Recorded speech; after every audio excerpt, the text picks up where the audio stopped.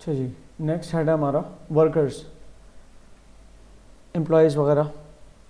Employees किस लिए काम करते हैं? वेजेस के लिए। मेनली वो किस लिए काम करते हैं? वेजेस के लिए। लेकिन वेज रिलेटेड फैक्टर्स के अलावा भी फैक्टर्स होते हैं जो आप किस में पढ़ चुके हो? बिजनेस स्टडीज़ के अंदर पढ़ चुके हो। तो वेजेस के अंदर आपके टाइम रेट हो सकते हैं कि पर आवर वेजेस हो सकती है, जो टाइम रेट होती है, पीस रेट हो सकता है, ठीक है, सैलरी, बोनस, मतलब मंथली सैलरी हो सकती है, बोनस मिलता है सालाना, ठीक है ना, इस तरह कमीशन मिल सकता है कि कोई आपने डील करवा दी तो आपको कमीशन मिलेगा, या अक्सर सेल्स एजेंट्स को कमीशंस मिलते हैं, ठीक है, कि आपने इतने यूनिट्स बेचे तो आपको कमीशन मिलेगा। और ज़रूरी नहीं है कोई एक, मतलब मिक्स भी हो सकते हैं सैलरी के, मिक्स भी उनके होते हैं, कंपनसेशन हो सकते हैं, जैसे कि आपकी सैलरी भी है प्लस कमीशन भी है। बेसिक सैलरी मिसाल तौर पर आपके महीना 5,000 रुपये हैं और हर यूनिट सोल्ड आपको जो है 500 रुपये का कमीशन मिलेगा।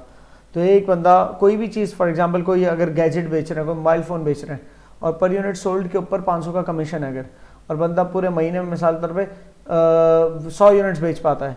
तो 500 मल्टीप्लाई 100 यूनिट्स, तो 50,000 ये हो गया कमीशन के बेस पे, और 50,000 बेसिक सैलरी, 1 लाख कमा सकता है वो इस तरह से। सही, तो इस तरह भी होते हैं कॉम्पनसेशन। तो ये सारी कॉम्पनसेशन वेज रिलेटेड होती हैं जिसके बदले एम्प्लॉय काम करता है, ठीक है। But that's not it. Employ के ये पूरा आपने बिजनेस स्टडीज़ के अंदर भी देखा ही होगा, इसके अंदर फाइनेंशियल रिवॉर्ड्स जैसे वेज रेट, टाइम रेट अगर आवरली वाला तो उसको डिफाइन किया यहाँ पर, ठीक है, इस कॉलम में डिफाइन किया है, उसके फ़वाइद बताएं, उसकी लिमिटेशंस बताई हैं कि टाइम रेट के अंदर मसला क्या। मिसाल तौर पर आवरली वेज के ऊपर जो है ना, आपने बंदे को रख तो लिया, लेकिन अगर वो टाइम ज़ाया कर रहा है, प्रोडक्टिव नहीं हो रहा, तो क्योंकि उसकी वेज रेट है वो प्रोडक्शन के साथ अलाइन नहीं की हुई आपने, ठीक है ना। अच्छा, अगर आपने पीस रेट के हिसाब से किया हुआ है, प्रोडक्शन के साथ अलाइन की हुई है, तो उसको जब आगे जितने यूनिट्स बनाने होंगे बना दिए, चला गया, अब उसको फर्दर नहीं रोक पाओगे। वो जितने यूनिट्स का आज उसका मूड हुआ बनाया और चला गया, तो अब मार्केट में डिमांड और है लेकिन वो रुक नहीं रहा, ठीक है। उसको रोकने के लिए, बाउंड करने के लिए आप क्या करोगे? तो आपको चाहिए ना कि सिक्योरिटी चाहिए, मेंटल सिक्योरिटी के बंदा हमारे पास रहे जब जब काम आए। तो उस अगले बंदे को मेंटल सिक्योरिटी चाहिए कि जब काम पूरा हो जाएगा तो आप हटा नहीं दोगे। तो फिर वो कहानी आ जाती है सैलरी बेस्ड, ठीक है ना, सैलरी पे रखते हैं, फिर माहाना सैलरी होती है, उसके लिए बंदा अवेलेबल होता है। तो इनके सबके प्रोज एंड कॉन्स हैं सारे तरीकों के। सैलरी, वेज रेट या बोनस साथ में देते हो तो और मोटिवेट होते हैं एम्प्लॉयज़, ठीक है ना। सालाना बोनसेस मिलते हैं, कुछ हाफ ईयरली बोनस होते हैं, कुछ गुड परफॉर्मेंस पे बोनस मिल जाते हैं। इसी तरीके से ईद बोनस मिलता है, ठीक है, या फॉर एग्जांपल किसी और दूसरे मुल्क में, दूसरे कल्चर्स और मज़ाहिब में क्रिसमस बोनस मिल सकता है, दिवाली बोनस मिल सकता है। वो किस माइंडसेट से होता है कि इनको मतलब शॉपिंग के लिए, अपनी फैमिली को अफोर्ड करने के लिए जो अमाउंट्स मैसर हों, तो इस तरह से करके बोनसेस भी दिए जाते हैं। कमीशंस मैंने बता दिए। प्रॉफिट शेयरिंग भी एक अच्छा तरीका है एम्प्लॉय को मोटिवेट करने का। जो की एम्प्लॉयज़ होते हैं, जो कंपनी के हाथ बन जाते हैं, कि जिनको कंपनी मतलब कंपनी के वर्किंग हैंड्स होते हैं वो, तो उनको मोटिवेट रखने के लिए कंपनी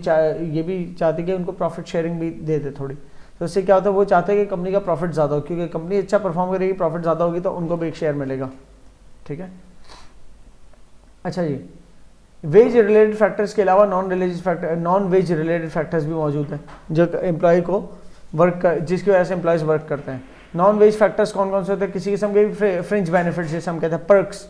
एम्प्लॉयज़ को पर्क्स मिलते हैं तो उसलिए भी एम्प्लॉयज़ काम करते हैं। जैसे कि मोटर कार मिलेगी कंपनी की तरफ से, कंपनी की प्रोडक्ट्स के ऊपर डिस्काउंट मिल गया,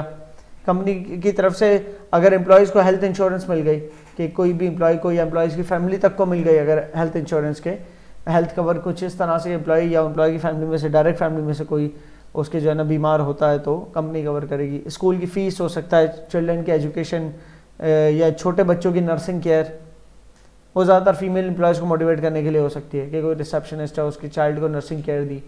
तो वो जब वर्किंग आवर्स के अंदर आई हुई तो उसका अगर कोई चाइल्ड है तो वो वहीं उसी कंपनी की कोई नर्सिंग केयर है जहाँ पर तमाम फीमेल एम्प्लॉयज़ ऐसे जिनके बच्चे हैं वो आके जो है ना प्ले अराउंड कर सकते हैं, टाइम स्पेंड कर सकते हैं। सही है, तो इस तरह की फैसिलिटीज़, अकोमोडेशन दे सकती है कंपनी, प्रोवाइडेड अकोमोडेशन होती है बिलखुसूस उन जगहों पर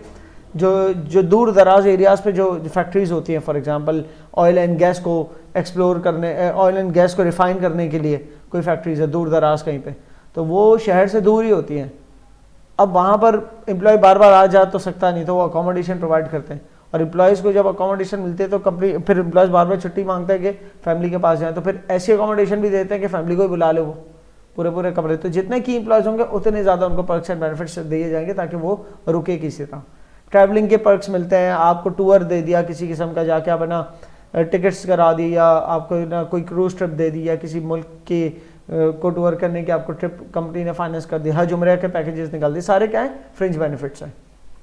एल्स देन द जो फाइनेंशियल बेनिफिट्स मिलते हैं उसके अलावा ये, इन सब में भी पैसा जाता है कंपनी का, लेकिन वो डायरेक्ट पैसे की सूरत में नहीं मिलते, वो किसी और तरह की मराहत हैं। मराहत मतलब बेनिफिट्स, जैसे गाड़ी मिल गई, ठीक है ना, पेट्रोल मिल गया, दीज बेनिफिट्स। अच्छा जी, तो एम्प्लॉय जो है वेज रिलेटेड बेनिफिट्स की वजह से तो रुकता ही है, वेजेस की वजह से कोई कंपनी में काम करता है, जो कि ये रखे हुए वेजेस किसके मतलब पैसों की वजह से, फाइनेंस की वजह से रुकता है। इसके अलावा नॉन वेज रिलेटेड फैक्टर्स मतलब नॉन फाइनेंस के अलावा वाले रीजन जो पर्क्स एंड बेनिफिट्स मिलते हैं। इसके अलावा एम्प्लॉय रुकता है जॉब सेटिस्फैक्शन के बेसिस पे, काम करता है कि वो उस जगह काम करना चाहता है जहाँ उसको जॉब सेटिस्फैक्शन भी हो। ये खासतौर पर वो एम्प्लॉय होते हैं जो बहुत मजबूरी में काम नहीं कर रहे, जिनके पास ऑप्शंस ओपन है, वो ऐसी जगह देखेंगे कि भाई जॉब रोटेट होती है, एक ही जैसा काम तो नहीं है, बोर तो ना हो जाऊं। फिर जॉब एनरिचमेंट होती है, एक तो रोटेट करते हैं और एनरिच करते हैं सेम जॉब के अंदर, फिर फर्दर रिस्पॉन्सिबिलिटीज ऐड करते हैं, तो काम में मज़ा भी आता है, प्रमोशन भी मिलती है वगैरह वगैरह,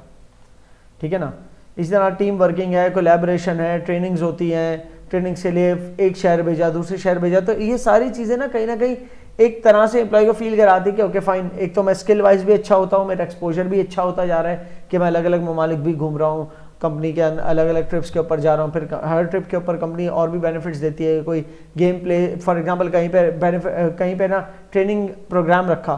किसी दूसरे शहर में, वहाँ गए तो वहाँ पर कंपनी का एक बहुत बड़ा जो है ना सेटअप है, या किसी गोल्फ क्लब टाइप की जगह पर है ना प्रोग्राम रख दिया कंपनी ने, वहाँ पर गई कंपनी पूरी मीटअप हुई, फिर कोई वाटर बॉल टाइप का जो है ना पेंट बॉल टाइप के गेम्स खिला दिया, एक्चुअली वो rubber balls not paint balls. अब मीटिंग पे गए हो तो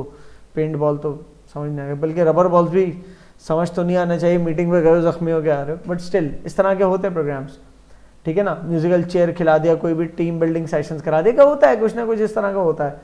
ठीक है। और ज़्यादातर ये ना HR डिपार्टमेंट करता है कंपनीज का, जो कि एम्प्लॉयज़ को मोटिवेट रखने के लिए कुछ ना कुछ ऐसे टीम बिल्डिंग सेशंस करता है। तो ट्रेनिंग्स आपकी, इसी तरीके से प्रमोशंस की अपॉर्चुनिटीज़, ये सब की वजह से एम्प्लॉय काम करता है। तो एक तो वेजेस की वजह मतलब फाइनेंशियल फैक्टर्स, फिर फाइनेंशियल फैक्टर्स के अलावा ऐसे फैक्टर्स जो कि बेनिफिट्स की सूरत में मिल रहे हैं, पैसे की सूरत में नहीं मिल रहे, लेकिन ऐसे बेनिफिट्स जो पैसों से खरीदे जाते हैं, गाड़ी घर और सब कुछ मिल रहा है। फिर उसके अलावा जॉब की नेचर ऐसी है कि उससे भी सेटिस्फाइड है, तो इन सारी वजूहत के बिना पर काम करता है। लेकिन यहाँ पर लिमिटेड नहीं है, इसके अलावा कुछ लिमिटिंग फैक्टर्स भी हैं जिसकी बिना पर कोई एम्प्लॉय एक जगह पर फंसा हुआ है, या एक ही जगह पर काम कर रहा है, दूसरी जगह का नहीं सोच रहा, या एक जगह से दूसरी जगह भागने का सोच रहा है, क्योंकि कुछ लिमिटेशंस इस जगह की ऐसे कि फॉर एग्जाम्पल उसकी हेल्थ कंडीशंस जो है ना वो प्रॉपर केटर नहीं हो पा रही उस जगह पर, वो काम की नौयत ऐसी है कि उसको फॉर एग्जाम्पल किसी एम्प्लॉय को एस्थमा हो और वो किसी के टेक्सटाइल सेक्टर की किसी मैन्युफैक्चरिंग कंपनी के अंदर हो, तो टेक्सटाइल इंडस्ट्री की किसी कंपनी के अंदर अगर वो काम कर रहा है तो वो यकीनन कपड़े से कुछ ना कुछ बनाएंगी या धागे से कपड़ा बनाएंगी, तो फैब्रिक का कोई फर जो है वो हल्का फुल्का पॉलिन्स की तरह उड़े हवा में और वो ब्रीथ इन ब्रीथ आउट करे तो उसके हेल्थ इश्यूज आ रहे हो, तो अब वो एक लिमिटिंग फैक्टर ऐसा है कि जॉब सेटिस्फैक्शन सारी होती है उसको, लेकिन फिर भी हेल्थ एंड सेफ्टी का मसला है उसकी, ठीक है, तो वो फिर लिमिट हो रहा है। वो या तो वहाँ जॉब अगर पहले से नहीं कर रहा, अच्छी अपॉर्चुनिटी आई है तब भी मना कर देगा, भाई पैसे भी बहुत अच्छे हैं, गाड़ी भी मिल रही है, घर भी, लेकिन मैं नहीं आ सकता because I can not survive there, मेरी हेल्थ को हो सकता। तो ऐसे भी कुछ लिमिटेशंस आ जाती हैं, ठीक है, कि बंदा किसी जॉब को रद्द कर देता है या किसी जॉब के अंदर मौजूद है उस जॉब को छोड़ देता है, ठीक है। तो सब अच्छा है, लेकिन कुछ लिमिटिंग फैक्टर्स अगर मौजूद है तो भी बंदे की जो जॉब है या वो उसका काम करने की जो ख्वाहिश है वो शायद ना हो, ठीक है। इसी तरीके से एक इंसान जो है ना क्या कहते हैं अपनी पर्सनल सेटिस्फैक्शन को देख रहा हो सकता है कि यार okay fine, it's a very good job, मुझे सेल्स एजेंट बना हुआ हूँ, अच्छा मुझे सैलरी भी मिलती है, कमीशन भी मिलता है, एनुअल बोनस भी मिलता है, प्रमोशन के चांसेस भी हैं कि मैं सुपरवाइजर भी सून बनने वाला हूँ, बहुत सारी बातें, ठीक है ना, और कंपनी ट्रिप्स वगैरह भी ऑफर हमें करते हैं, but fine, it's all good. लेकिन मेरा पर्सनल इंटरेस्ट जो है वो आर्ट के अंदर है, I want to be a painter, ठीक है ना। अब वो पेंटर बनना चाहता है तो वो सारे पर्क्स एंड बेनिफिट्स को शायद रद्द कर देगा, क्योंकि उसकी पर्सनल सेल्फ इंटरेस्ट के बलबूते पे वो लिमिटेड कर दिया उसने अपना ऑप्शन को। कुछ भी देखूंगा तो पेंट की फील्ड में देखूंगा, पेंटिंग मतलब स्केचिंग, पेंटिंग वगैरह, ठीक है। तो ये सारी चीजें पीछे मेक सेंस करने की एक इंसान को जॉब पकड़ लेनी चाहिए, बहुत अच्छी जॉब है, जॉब सेटिस्फेक्शन और सब कुछ है, बट स्टिल ऐसा हो सकता है क्या वो ना करे, यस कुछ लिमिटिंग रीजंस ये रहे।